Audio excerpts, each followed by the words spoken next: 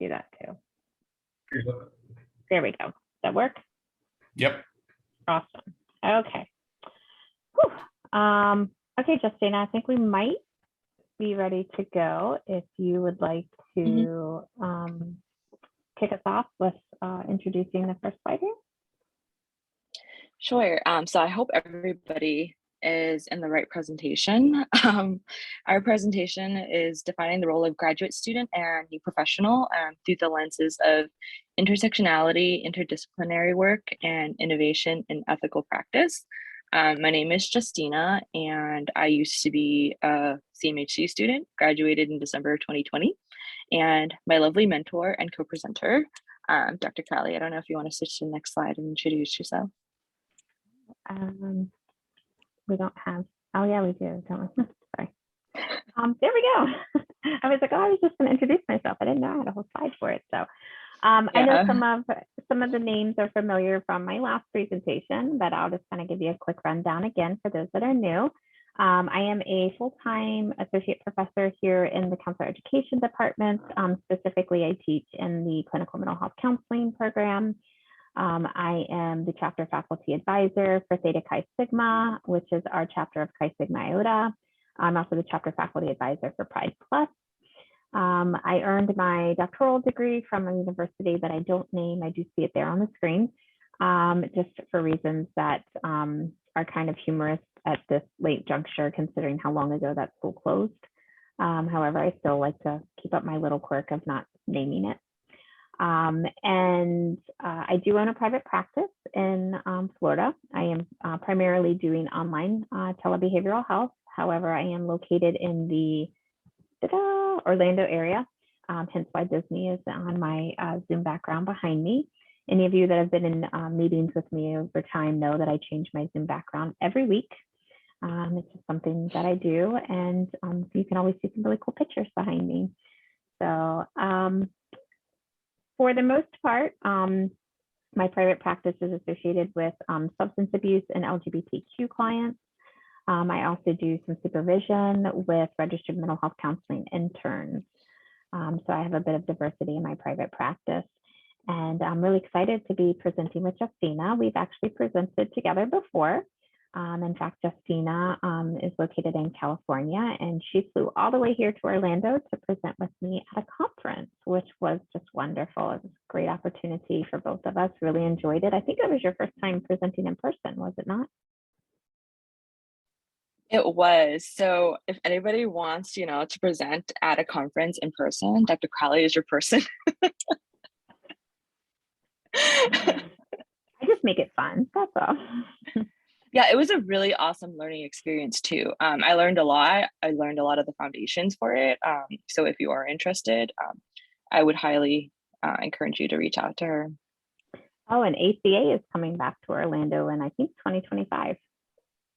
Oh, yeah, that's true. Yeah, so what a wonderful opportunity to have everybody come to our glorious state right here in Orlando for an ACA conference. So, I mean, everybody likes to come to Orlando, so would love to see you guys here. So let me go ahead and progress to the next slide. All right. So just a kind of a quick overview of our learning objectives today. So we are hoping that by the end of our presentation, that attendees will be able to understand the importance of intersectionality, interdisciplinary work, and innovation, specifically as it pertains to understanding your identity as a graduate student and new professional. To describe what intersectionality, interdisciplinary work, and innovation are, and to understand how defining who I am or who am I relates to internal work with ourselves and external work with our clients. So, all right. Oh yeah, I added a graphic. Sorry, Justina. I was like, no why worries. does that slide look different? Oh yeah, I did that. Sorry. No worries. So the who am I process, I think, is one of the most important, if not like the secondary to most important process in terms of graduate students, whether at the master's level or the doctoral level, becoming counselors and kind of going through the fieldwork process and really working in the counseling profession. And the reason why it's so important is because you have to know who you are in order to help your client, figure out who they are. Because sometimes your clients will come to you and, the presenting problem that they have is that, they're having like difficulty like figuring out who they are, whether it's like specific to a specific identity that they think like they're struggling between. Um, and if you don't know what that process is like in terms of like, like figuring out how do I like identify as and like, like what is my worldview, then it's going to be really hard for you to work with clients later on. And a lot of us have all these different identities that form who we are, and there's more than one, like there's more than a handful. Sometimes like there's a lot. And all of those identities really kind of come together to make up who you are. And, I know it sounds really silly because as a graduate student, I was like, of course I know who I am, like that, like what kind of question is that? Um, and it's not like later on, like once you graduate and once you start working with clients, sometimes there will be things that will come up where you'll ask yourself, like, but do I really know who I am? Because as you're asking your client these questions, like you might ask yourself, like, well, what would I say, if this was me? And if the answer is, I don't know, then you have some work to do on your end. Um, and the whole process of defining the, who am I is really for you to work on yourself. And that process, can take time. And, there's like a lot of growth within that process. And you have to be willing to do the work and open to growing and making mistakes and not being right all the time, and all that stuff, because if you're not open to that, again, you're going to have a really hard time working with clients because you're not flexible. And I think like in terms of working with clients, flexibility, I would say, is probably like the most valued skill of like any clinician. um, and these identities that you have change over time, because when I started in the program, I went from, being a student to then kind of like not really sure what I wanted to do. And then that turned into me taking a leave of absence for I think like 10 months, something like that. And then I came back and then, like I was doing really well. But I really needed that process and that growth that I made during the 10 months that I took a leave of absence to really be able to do well when I came back. Because without it, I wouldn't be, like the person that I am today. And that's a part of my identity. Um, and like I said, knowing who you are and kind of like figuring out who you want to be and like I guess the potential in terms of like who you can become will help you with your work, later on when you're working with clients, because sometimes it's not so much about what you do in the sessions but more of like who you are to that client. Like if you're the type of person that will listen to the client, no matter what they're saying, so that they have someone who genuinely listens to them and like doesn't ask questions and doesn't judge them, then you've done your job. And sometimes it doesn't, like, you don't have to do all these fancy interventions, and it doesn't have to be like, oh, we're doing CBT, we're doing DBT, or whatever the case may be. As long as you listen, sometimes that's all your client needs. um, and as your identity and your personality grow over time, it grows personally and professionally, because the two of those identities are very closely intertwined, and you can't really have one without the other. Because if you're struggling in your personal life, then sometimes if you don't take care of that and you don't do the work, you're going to struggle professionally too. And if you're struggling professionally and you don't do that work and you don't do the self reflection, then you're going to struggle personally. You're going to take work home with you, which is why, it's really important to kind of understand how this process works and how to move through it. Um, and sometimes you'll feel stuck. I felt that way all the time as a graduate student. I felt that way after I graduated. Sometimes I still feel that way, and that's okay. And I think one of the, I guess, sayings in the program is to trust the process. right? And I think most of the graduate students that I know when I was in the program hated that phrase. We were just like, what is this trust the process? Like, trust the process is such a dumb phrase. And I think that it took me until, I want to say, a couple of months after I graduated to really understand what that process meant. Like, if you were feeling uncomfortable, or, if you felt stuck, or if you felt like you weren't a good clinician, just to be okay with that, to sit in that discomfort and be okay with that, and, like, write it out, so to speak. Because a lot of us, we get defensive, like we get overwhelmed, and then it just kind of like blows up and we try to run from it. And I would say, like, to just face it, because it's going to catch up with you sooner or later. Dr. Crowley, can you switch to the next slide? Okay, so in terms of who I am, these are all the things that I show up to session with. And I put that I'm a human first, because I think that's one of the most important things to remember as a graduate student, and as a new professional once you graduate. Because when I was a graduate student and I was in field work, I was one of those students where everything I did had to be like perfect, right? It had to be like, like this goes here and that goes there. And sometimes in counseling, that doesn't work that way. Like I said, the flexibility piece is really important.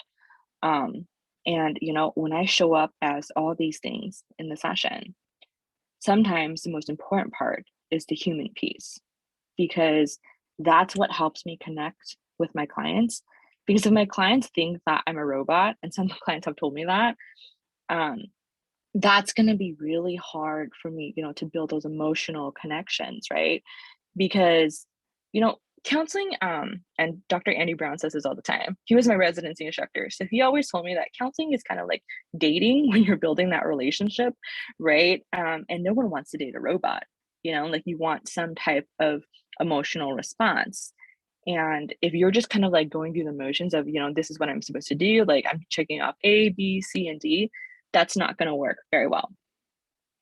And sometimes, whatever it is that you show up as, and when I show up as all these things, it could, work in your favor, and it could also work against you, right? Because if I'm a female clinician and a client wants a male clinician, like I can't do anything to change that. Do you know what I mean?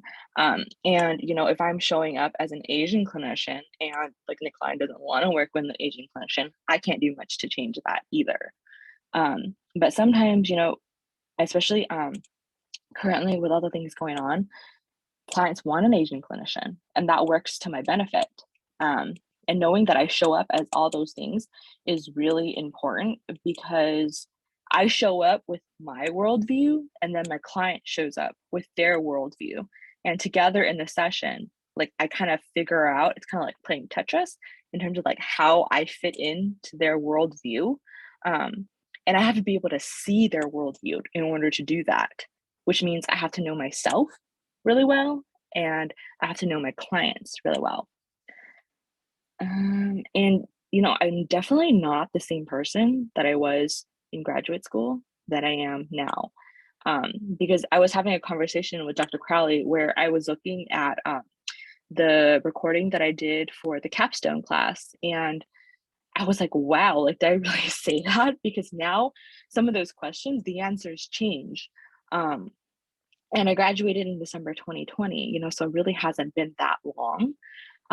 But just know that, like, in terms of this growth process, those answers will change, because you're learning and you're growing, and the answers won't always be the same. Um, and when it comes to the self work of defining who you are, I put at the bottom that I try to focus on treating the roots instead of trying to change the leaves. Um, because in residency, Dr. Brown, drew this tree, and he was talking about how sometimes when the client comes into the session, they're talking about all the leaves and like everything that has to do with the leaves, when the true problem is in the roots. Because once you treat the roots, the tree kind of changes. And that's important for you to know for yourself, in terms of focusing on the roots of what you like, your problems are, instead of trying to change the leaves and kind of like absently minding, like going, you know, and not trying to figure out like what's really causing the issue. Because when you do that, in the end, you end up causing more harm to your clients than good. And that's something to remember as well. Dr. Crowley, change the slides, please.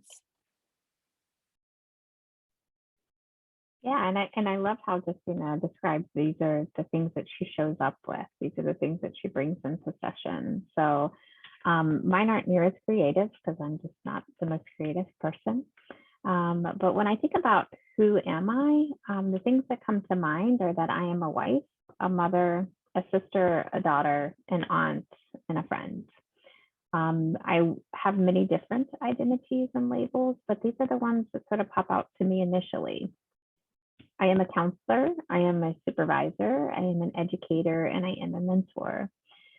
These are all roles that I play professionally, and each of them carry with them a very personal aspect as well.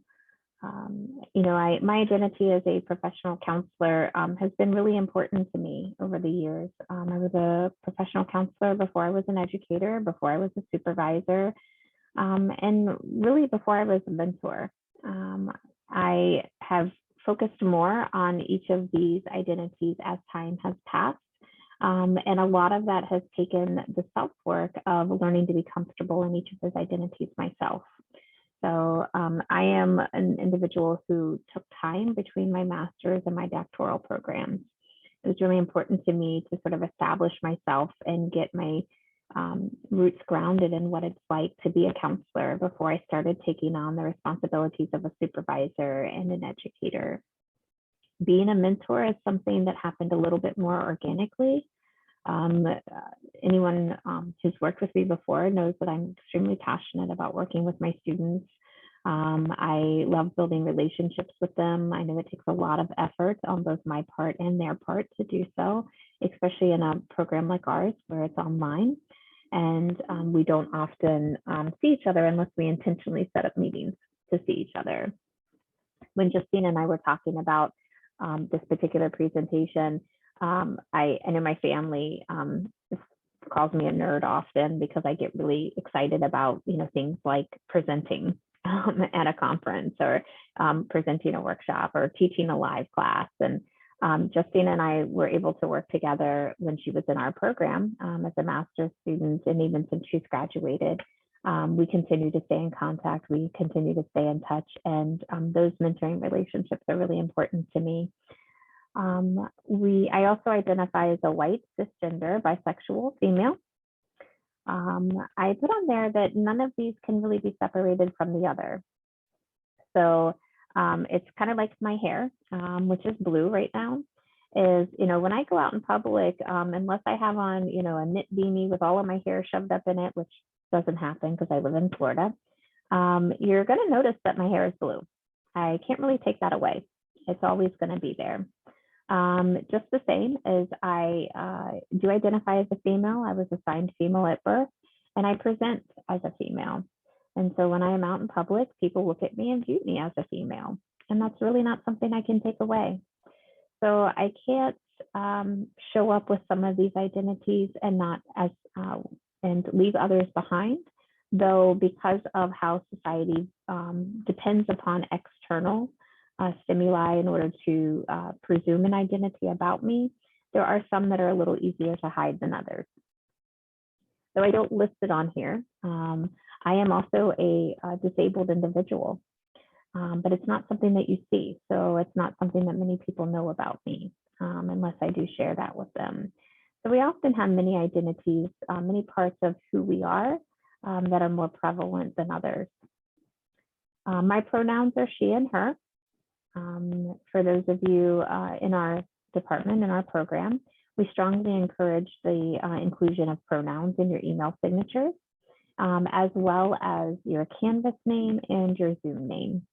I'm not sure why my pronouns are missing from this particular Zoom meeting, but generally they show up after my name in my Zoom meetings. My identities are sometimes stagnant and sometimes they change because the reality is that time changes all of us. So as a mother, I am the mother of 3 boys. I have 13-year-old twin boys, and my youngest just turned 4 on Tuesday. So even my role as a mother has changed drastically over the 14 years that I've identified as a mother. How I mother and parent my older children is very different than how I mother and parent my youngest. And again, time has a huge impact on that. And Justina spoke on this a little bit when she talked about her identity as a graduate student and how things have changed for her now as a new professional.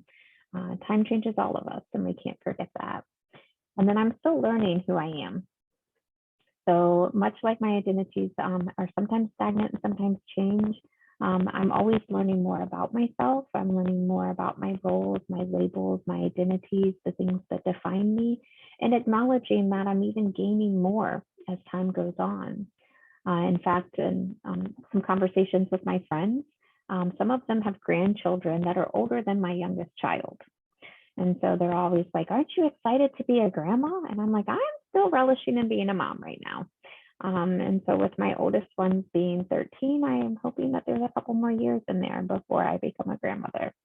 But that'll be a new role for me. That'll be a new label that I will have to also learn about. So, all right. So I do want to talk a little bit about intersectionality with you guys today. And so let me just kind of start by saying, what is intersectionality and why is it important?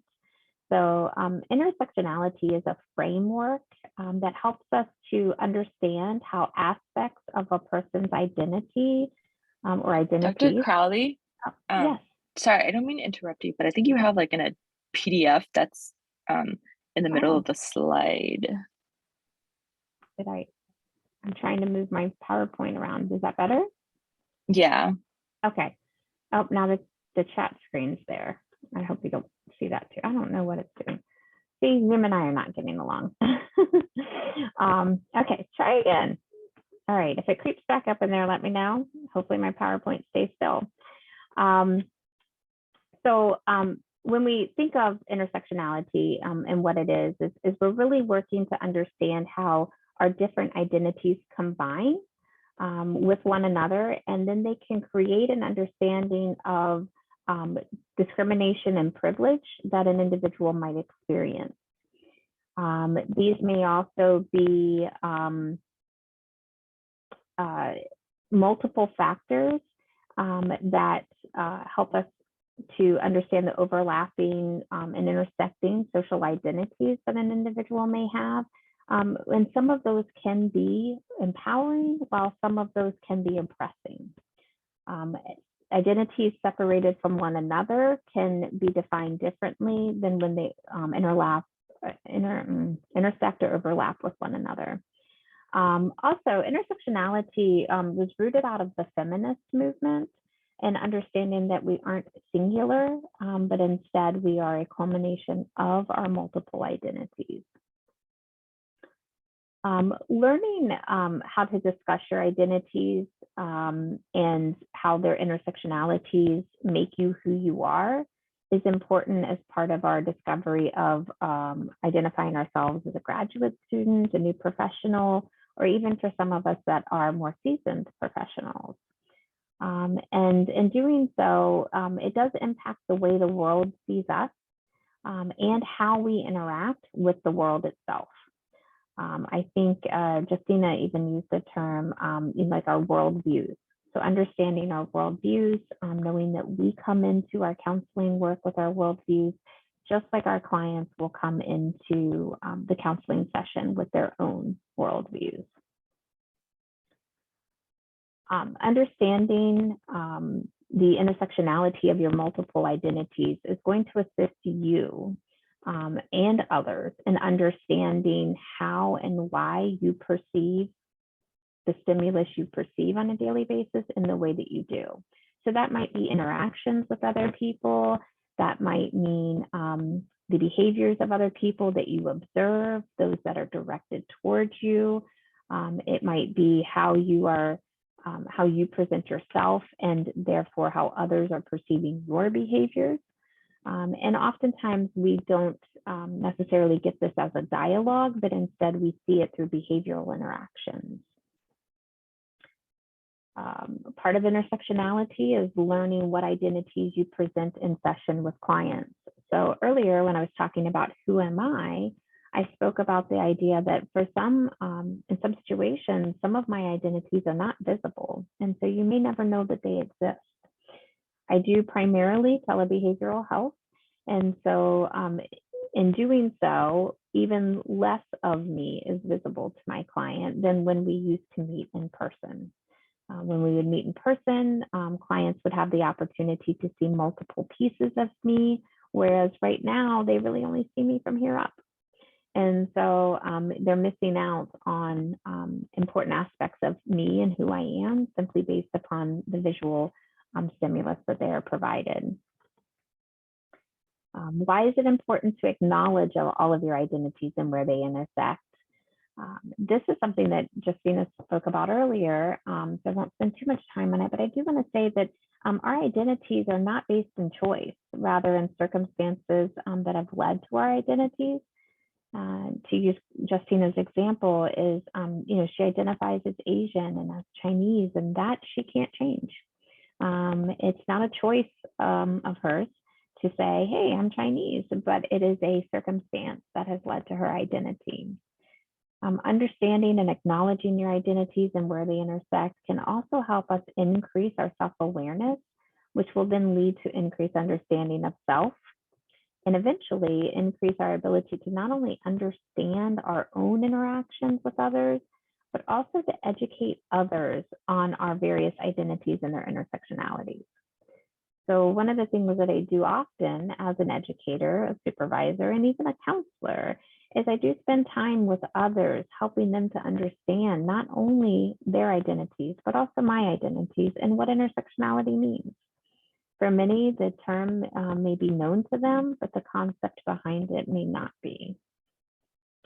And then how does acknowledging the intersection of your identities help you in your work with clients? How do clients see you? What do they see when they see you? What do they perceive about you when they see you? Understanding what they see, what their perceptions of you are, can also help you to understand whether or not your intersectionalities are visible, whether or not they're interacting with others, and how they're interacting with others. Your identities may tell a story that you don't want to share, and at times they may tell a story that you don't even believe in. And so understanding how your identities and the intersectionality of those interact with others can help you to also prepare yourself in case you do encounter interactions with the world that may not be very comfortable to you and you're not always sure why.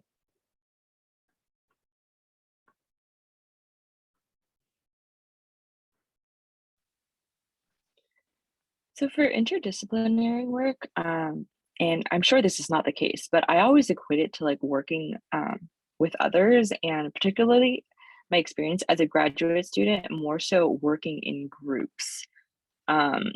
Because I think that was like one of the biggest complaints that a lot of students had, like, why do we have to work in groups? And it's funny because as a graduate student, I had like that same thought, like, why do we keep having these group projects in these classes? But afterwards, like when I graduated, I kind of realized like the true importance of really being able to work on those group projects together.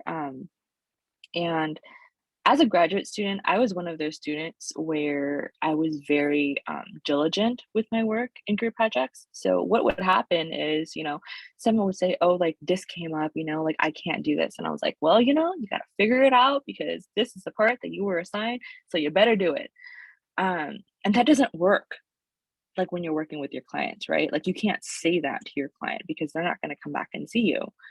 Um, and it's important for me to know that that was who I was back then. And now, my view of that is completely different because if you, think about going from a graduate student and kind of working with, your professors and other students in the program, and then you go into the field and you start working, with like an interdisciplinary team where you have, a director, you might have like administrative staff, you might have other clinicians that are earning their hours, you might have like licensed clinicians. They could be, LPCs, LMFTs, or they could be like psychologists, psychiatrists, all that stuff. And if I took what I said like in graduate school to the students that I was working in, and I apply that to the team that I was working in, like after I graduate, that doesn't work out really well. I mean, can you imagine having a conversation with your boss and saying, hey, you better figure it out when your boss tells you to do something? Like, you're going to get fired, right? Like, that's not going to work.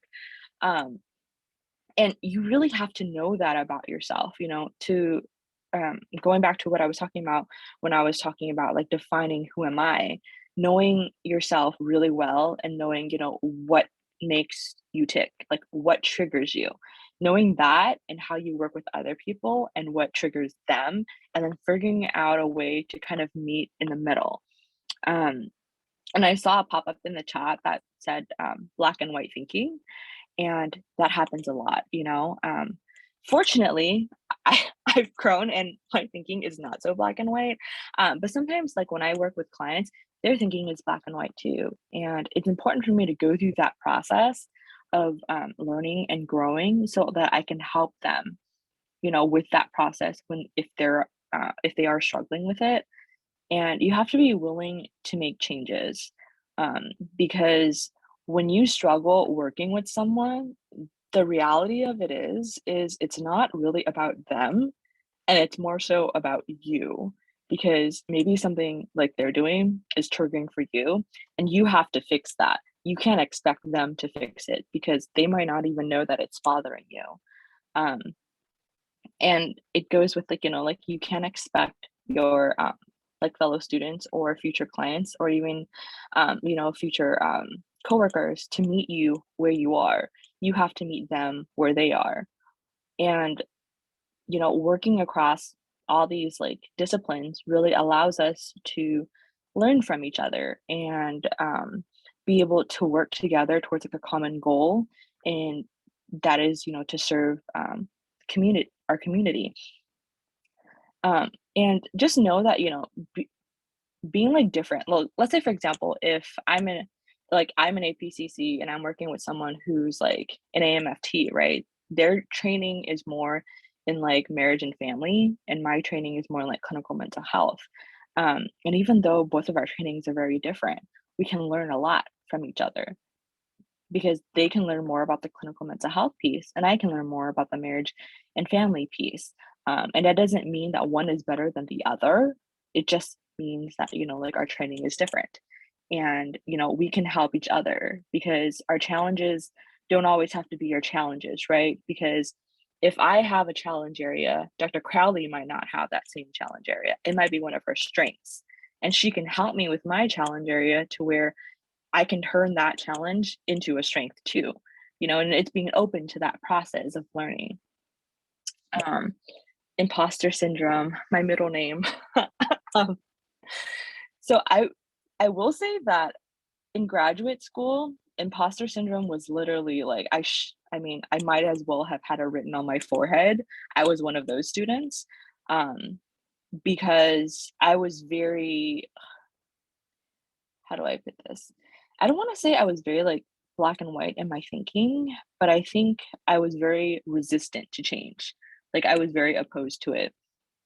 And I remember in one of my classes, the professor had mentioned like, hey, like I think you should go to therapy because I think it would be helpful for you. And my initial reaction was, I don't need therapy. Like I'm fine, like why do you think I need therapy? What is wrong with me that I need therapy? And as I progressed in the program, I realized that like it is what I needed. And I couldn't see that for myself at the time. And sometimes, I have to hear that from another person, regardless of how much it hurts and how much like, I'm kicking and screaming and throwing a tantrum. It's important for me to hear that because I think that planted the seed for me to really kind of seek it out afterwards. And I know that in the program, they always kind of encourage students, to really kind of seek their own therapy. And I think that's really important because doing your own work on yourself will like reduce the chance that you're going to bring whatever it is that you're struggling with into your sessions. Because sometimes when you don't work on yourself, that trickles down to your clients. And whether like you intentionally or unintentionally mean to cause harm, eventually you do cause harm. And one of our ethical codes is, to like do no harm to our clients. Um, and I think in terms of the imposter syndrome part, once I graduated, that went away a little bit. But I think I had to do a lot of work on myself to really kind of figure out, who am I as a clinician and what do I bring to the table? Like, what can I do and what shouldn't I do? Because just because you can doesn't mean you should. Um, and really kind of figuring that out really helped improve my self-esteem and my self-confidence, because when I graduated, I was under the impression that I had to serve every single person, like every single client that walked through the door. And that's just not the case. um, because you can't serve everybody. Sometimes it's not a good fit, and it's important to remember that, because I used to equate, clients not wanting to see me as, oh, like I'm a bad counselor, or like I don't have the skill set to, see this particular population or whatever the case may be.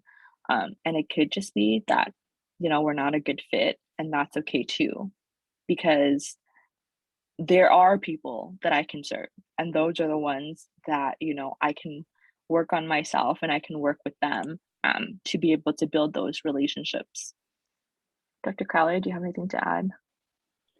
Yeah, no, I really appreciate you mentioning imposter syndrome. We talk about it some in the program. I do focus on it a good bit when I teach internship too, as it oftentimes sort of kicks up as students are preparing for their transition from their graduate student identity to their new professional identity. And that, at that point, they sort of just begin to settle into their graduate student identity, and it's about to change. Which kind of goes back to what we were talking about earlier about the importance of recognizing that, identities do change over time. Circumstances are changing, our life situations are changing. And in this case, when graduate school ends, and a new identity is going to follow. I do, in working with our doctoral students, I do hear often about how, they need to hear more conversations about imposter syndrome and what that means, because just because they've finished a master's program doesn't mean that they're, really feeling confident in their new identity as a counselor educator, which at least in our doctoral program is what they're working on. So, I do appreciate you mentioning it, bringing it up. Just yesterday, I was reading an article on imposter syndrome amongst higher education faculty.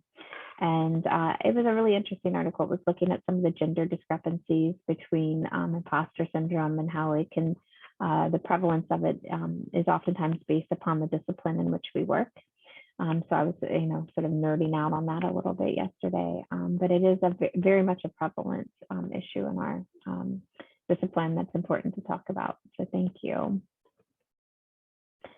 Moving on to talk a little bit about innovation. The theme of the conference was to look at intersectionality, interdisciplinary work, and innovation. Here in the counselor education department, we consider ourselves very innovative. In case you're not sure, innovation really just means like a new idea, a different idea, a little bit outside of the box. Sometimes we use innovation to refer to something that's a novelty or cutting edge, a little bit different. So the online CMHC program does incorporate live residencies. However, we are considered an online program. We also have an example of how we use innovation is we have synchronous components to every class. So whereas some other programs may offer fully online courses, our courses may be online, but they always have a synchronous component. In some courses, they have more than one synchronous component. So why is innovation important? Well, innovation is important because things are always changing. Our field is changing, our discipline's changing, the method by which we deliver services, counseling service, supervision services, education services are constantly changing. Probably the biggest example of the implementation of innovation on a more global perspective has been through COVID-19. So whereas we all have had innovation at our fingertips, cell phones are a great example of this. Through COVID-19, we all had to, in some ways, transfer more of our lives to an online platform because we were restricted in our physical mobility and movement. And so in doing so, individuals that previously may have been holding out on implementation of electronics or innovative technology into their lives really were thrown into, you really have no choice, it's time to do this. Zoom is a great example of it. Zoom is the largest online video conferencing platform, and COVID-19 helped it to become that. While it's not the only one, there certainly are quite a few. Zoom found its foothold in the needs that came from COVID-19 pandemic. Also, speaking of innovation, is the importance of learning and being willing to try something new. Humans are creatures of habit. We drastically prefer to have things be the same on a regular basis. However, we know that that's not life, and life is always changing. Things are always moving, manipulating, maneuvering in our world, and it is important that we do our part to keep up with them. For example, there was a recent conversation amongst some of my colleagues here at the Chicago School regarding the ways in which we communicate with students. And many times our students are more apt to text us or maybe email us, but not necessarily pick up the phone and call us. Since we don't have physical offices, we have virtual offices. Some students will stop by our virtual office hours. Other times they'll just shoot a text or an email. And I don't know about you, but I got my degree in clinical mental health counseling over 20 years ago. We did not ever imagine texting our professors. It was just not something that we ever did.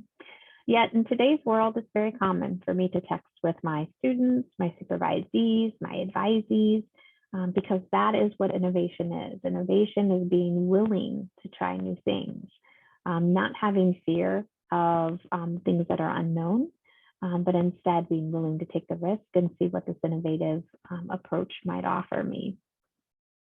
So that does mean trying things I haven't tried before.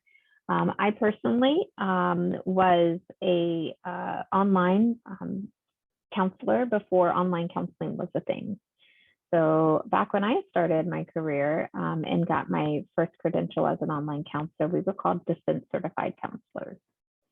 And it was a certification that you applied for, you paid for, and then you got it. There was no additional training, no exam or test associated with it. It was literally just a certification. Well, with the implementation of more online delivery of services through innovation, we've also changed that credential from a distance certified counselor to a board certified telemental health provider. And with that comes not only required education, but continuing education and an exam to get your certification. So if I was fearful of the online delivery of services or the challenges that may be posed by this new credential of a board certified telemental health provider, I might stay in my role as a distance certified counselor, but I wouldn't progress at the same rate. And I might be mistaken, but I think they're getting rid of the distance certified counselor credential and instead focusing on the board certified telemental health. So I might even lose the credential in the process. It's really important as we're working on our identities as graduate students and new professionals to know that not only are our roles transitioning, but we also need to be open to other changes and trying new things that might come along with innovation. Part of this is also knowing your scope of practice. What are you appropriately trained to do and not trained to do? For example, it's probably not a good idea to use EMDR if you've never been trained in EMDR. So while we want you to be open to new ideas, we also want you to remember that operating within your scope of practice is an ethical requirement. So making sure that you know where your limits are, but then also seeking out those opportunities to further your own training and education is very important. That brings me to the being open and willing to learn. I had quite a few colleagues who during COVID-19 reached out to me and were like, how do you do this online teaching thing? I just don't know. I've always taught on ground. I've always taught at a brick and mortar school. I've always taught in person. But COVID-19 is telling me I have to teach online, and I just don't know how to do it. Many of those colleagues have been in the field much longer than me. And so, this was an opportunity for me to help them grow and learn about the online delivery of services. Certainly, technology is strongly tied into innovation. So using technology as a means of accessing resources, of accessing support, of accessing guidance that you might not otherwise have access to. Technology really can be our friend. As an addiction professional, I would be remiss not to mention that it's also addictive. So we do have to be mindful of that. But innovation does equate technology oftentimes. And in the last 40, 50 years, technology has become much more prevalent in our daily lives. Being aware of changes that occur in our profession. So again, I'll default back to COVID-19. Many individuals never imagined providing online services prior to COVID-19. But through COVID-19, we recognized that we really didn't have a choice.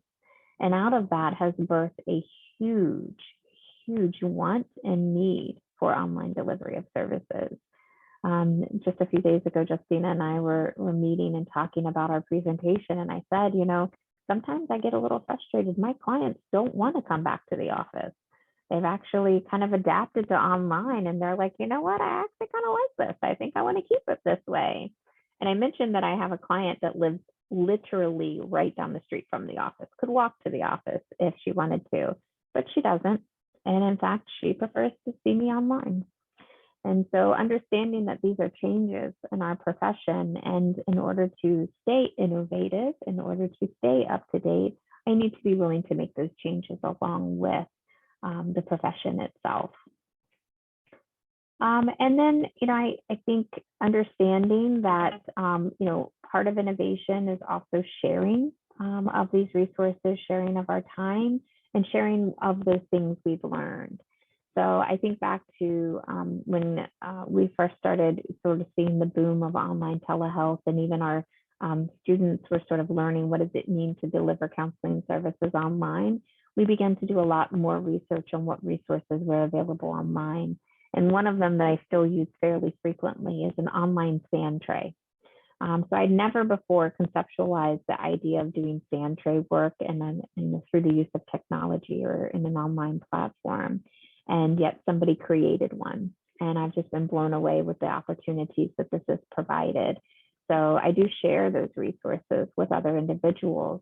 Here at our program, we are quite innovative. We are quite advanced. And so as a student in our program, you're going to have access to a whole lot of resources and support that you might not have otherwise had. And we really encourage you to share those with others as well. So Justina, do you want to talk a little bit about some of the shifts for you with being a graduate student and a new professional when it comes to innovation? I would want to highlight that it's important to kind of take everything that you've learned, like whether it's the CMHC program or the CES program, because when I was a graduate student, online courses were kind of like frowned upon, right? Like why are you going to school online? Like it just like wasn't seen as good as like a brick and mortar school. And it wasn't until COVID-19 and the pandemic started that, going to school online really gave me an advantage, because I was so used to, having Zoom meetings and all of that already, that when we transitioned from in-person services to online services, I actually did a lot like better with online services, and I was able to see more clients. And as of like what I do now, I work in a group private practice, and all I do is telehealth therapy, because it's very easy for me to do. And it's important to know that, the difference between the two, and know that you need practice in both to really become like a well-rounded clinician. But some clinicians really prefer telehealth, right? Because in some cases, like some of my clients, they literally wake up and then hop on their computer and like, hey, let's have session. It's that convenient for them. But for some people it doesn't work. Like they need that face-to-face interaction, because sometimes it's just different, when you can read like the full body language instead of just kind of seeing like what's up here. Because for some clients, sometimes it's important to read their full body language because they could be doing all kinds of stuff that you can't see. And sometimes my clients get mad at me for doing this, but like I have some clients where I just get a feeling that like they're doing, or like they're tapping their legs or something like that. And I'm like, are you tapping your leg? Because I get the feeling that you're doing that. And it's important to kind of rely on your intuition, especially when you're doing telehealth therapy, because you can't see their entire body, and there's a lot of things that you're missing out on in terms of like body language and cues that could help you if you were doing in-person sessions. Dr. Crowley, I don't know if you want me to talk about the residency part, like in terms of in-person or. Okay. So when I was in the program, I started, I think, I want to say like in the summer or like fall of 2016. So it's been quite a while. And when I did my first residency, I had my first residency in the spring of 2017. And then I had my second residency in the spring of 2019, I believe. And at that time, there was no pandemic. So I got the opportunity to go to Chicago and see my classmates and my professors in person. And it was a really great experience. And I think it's really different because like after the pandemic started, there was like a residency kind of online. And while in a way it helped a lot of students save a lot of money, it was also different because a lot of students look forward to meeting their classmates and their professors in person, because when I was in residency, we did a lot of community building. When I was in my first residency, the Res 2 cohort that I went to residency with were like amazing, and they like really focused and honed in on the community piece. So after residency was over, like we would plan all these meetings to like go eat and just like talk, like talk about like what it's like where we're from, because like we were from all over the US, and some of us are from outside of the US, and we would just have those conversations and build that sense of community. But I think it's a little difficult to do that when you're doing online residency, because I think after sitting in front of your computer for like however many hours, like you're kind of tired and you just want a break. But when we were in residency, when we took breaks, like we would still like chat with each other. We would be sitting around the tables, at the Chicago campus, and we would just be like eating snacks, talking about our lives, like what we're struggling with and stuff like that. I don't know if there's anything else you want me to add, Dr. Crowley. No, I think that was a wonderful example, and I appreciate you sharing it.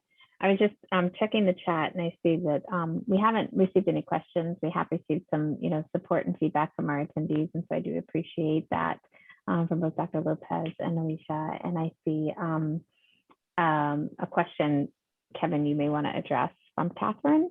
So I will just say thank you to everyone for attending our presentation today. I know we're getting close to the end of time, and I want to make sure that Kevin has an opportunity to wrap up with any other housekeeping things that he might have.